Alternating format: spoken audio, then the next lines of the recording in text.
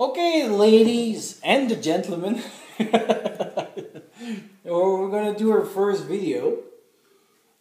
And I thought that we would start with, well, first of all, welcome. And for those that don't use YouTube very often, hopefully it was not too much trouble. If not, just send me an email and I'll explain to you a little bit how it works and stuff. So we'll start with the...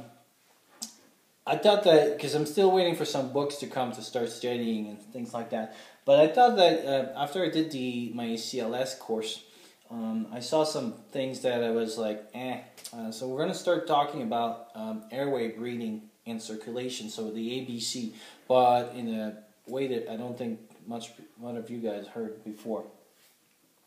So we're going to start with the airway, and we're going to talk about airway management, and for that I would refer you to a link that I sent of the mnemonics to remember.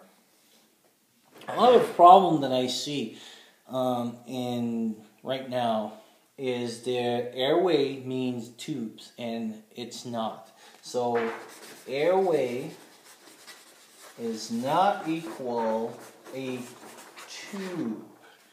It means airway management. There's different ways of there's different ways of managing the airway that you don't need to tube the patient. Tubing a patient means that you need to have the skills for doing it, and also means that you need to have the staff for doing it, because it is an intensive thing, especially if you're going with the rapid sequence intubation. You need drugs, you need people to prepare the drugs, you need the people to administer the drugs, you need to know when you're going to administer the drugs and everything. And it takes time, because you need to go, draw those drugs, you have to prepare everything ready and stuff. And if you don't do it very often, which is kind of our situation, then it becomes longer and longer to do. So airway doesn't equal a tube. So we're going to start right there on that note. So then what else can we do? Well, there's kind of 4 different ways of holding a tube to maintain an airway. And again, we're talking about somebody that cannot maintain their own airway. So we have to maintain them for them. Because if they can't maintain their airway, then it's kind of a moot point here. Because we're not talking about airway management, they're maintaining their own airway. So the first one, like everybody knows, is the endotracheal tube. And in your little sheet there, it's the lemon. So the mnemonic of lemon is basically attached to this one. The second way that we can have is laryngeal mask, or supraglottic. Well, let's call that supraglottic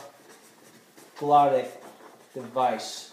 I like that this way better, because the ones that we always talk about is LMA, and maybe it's not the best one that we can use anyway. The third one would be the good old bag mask. And this is one that you can maintain the airway. Obviously, you cannot do it for hours and hours and hours, but you can maintain an airway for that. And the fourth one is the one I hope no one ever goes to, but you may have to, which is a surgical. Let's go with surgical airway, and we'll talk a little bit more about it. So those are the 4 different ways that you can have. And in your sheet there's how to assess every of them. And it's very important, and this is what I'm going to talk about. So if you go to a patient, always assess those 4 ways. And I'll just write numbers now, but 2, 3, and 4. And why is it important to check those 4? Because it will tell you where to go from there. Like what should we do here? And here we'll give another example. Let's see if pull that up a little bit more. There we go. 3 and 4. So let's say we have person A and person B. Person A comes and you do your assessment. So again, look at the mnemonics and they'll tell you a little bit and stuff. So you're doing your mnemonic and you're looking at the AT tube. Yes, I could intubate very easily. My laryngeal airway, yes. Subarachnoid device I could use, yes. This person would be easy to bag and everything wouldn't be any complication, and no complication for Crike. This is an easy airway. So basically you can almost take more chance, because if this one failed, I got 3 other ways that I can back it up. Let's take person B. Not a good airway to do. Pretty decent supraglottic device. And bag mass, he's got a big beard and he's kind of, he's kind of a fat person with a short neck. So not so good for intubation. Big beard, seal would be difficult. And Crike, well, I can find his neck, but I probably could do it. Different setup here, and that's why my approach will be different as well. Here, RSI, probably yes. Here, RSI, probably no. Why? Because if you don't take something that you cannot give to this person. If I cannot bag this person properly, and I cannot put an LMA, so for whatever reason, something that I didn't foresee, because obviously those evaluation is to tell you, yeah, they're probably in a good category or they're not in a good category, but now that means that this person, the only thing that you can do is a Crike, and you're not even sure of that. So you're a little bit more like, whoa, okay, let's slow down. So probably RSI you wouldn't be using it. So this is why when you do airway management, it's not just about having the drugs and putting tubes and stuff in people. It's assessing all the tricks that you can have. A subarachnoid device can be an airway, and it can be used properly if you use the proper thing, and no matter what people say and stuff. And I mean, especially in the setting that we are, where we're transferring and we're 5 minutes from a big hospital. Why would I? So if I'm 5 minutes. So this is the new kind of philosophy of EMS. So if I'm 5 minutes from a hospital and my RSI takes me 15 minutes, why would I RSI? I'm 5 minutes. I'll put a supraglottic and move on. It's 5 minutes, so I could put a device in it and kind of, like if it takes me 15 minutes to look for my tube, look and put the stuff and everything, so then I can just drive for 5 minutes. Well, now let's replace EMS with a center like ours. So why would I spend 15 minutes trying to put a tube into someone and stuff like this, when in 5 minutes there will be way more people, way more personnel and everything. So this can be part of your airway management as well. And I'll link an article down. So when you say I link stuff, is that if you look down the video, you'll see a blue link, and if you click on it, it will link you on a place to go on the internet. So now that we approach this, so now I need to know what I'm going to do and stuff. There's other stuff that we can do before whatever tube that we decided to go. So if it's a Crike, we're not talking about Crike. Crike is a no-no, and pretty much like, unless you're in the OR or whatever, no Crike. We're talking about Crike, which is quite different. Subarachnoid tube, there is a limitation, but there is their use.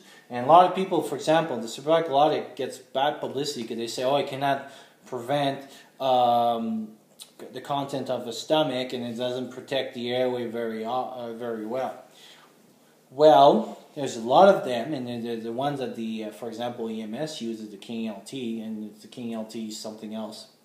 You could put an NG tube, OG at that point. You can put an OG tube right behind it. So as you put your device, there's another space. You put an NG tube, and now you suction the content of the stomach. So I don't see why something that's going to take me 2 or 3 minutes to, basically, that's pretty much almost like, I mean, let's say 5, and then put an NG tube, suction the stomach, versus having to try to figure out a procedure that's been years that I didn't do, that people are not comfortable with, will take probably 20 or twice or 3 times the time, when the other person could be having their airway managed. So it's airway management. It doesn't mean a tube. So that's why they're real important. Other tricks that we can do to help with the airway part of things is, and it's one of the very easy tricks, oxygen, and we'll talk a little bit more about that in the second video where we're going to talk about breathing, but oxygen goes by diffusion. That means that by concentrations of greater concentration I have will go into my alveoli. I don't need to breathe to have oxygen. It's just by a diffusion process. If I have something that blocks my diffusion, so if I have fluids or if I have gunks like for pneumonia or an inflammatory process or RDS, then my diffusion will be harder to go, but I still can bring the oxygen in. It will be, but unless I have this, the diffusion will happen there.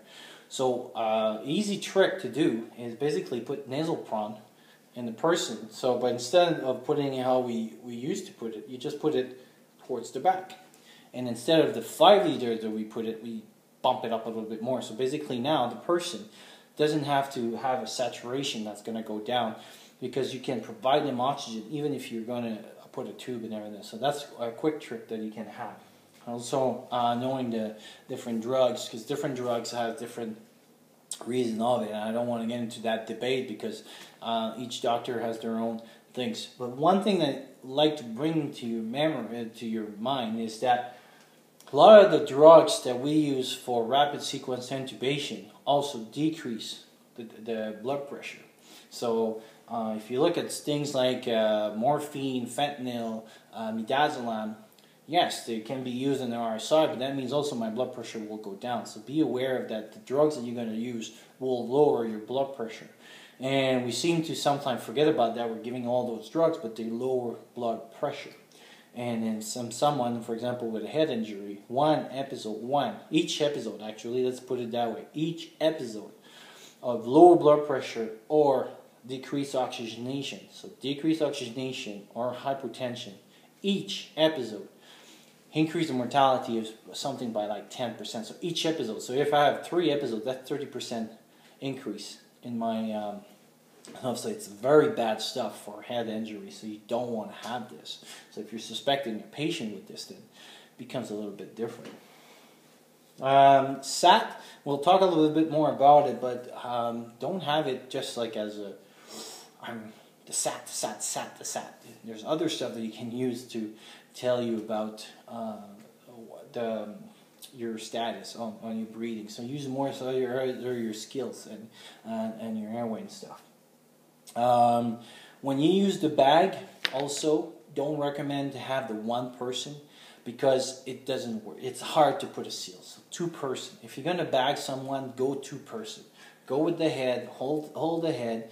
Maintain the airway up, and then let the other person bag. Anybody can bag. A security guard can bag. A janitor can bag. Everybody can bag.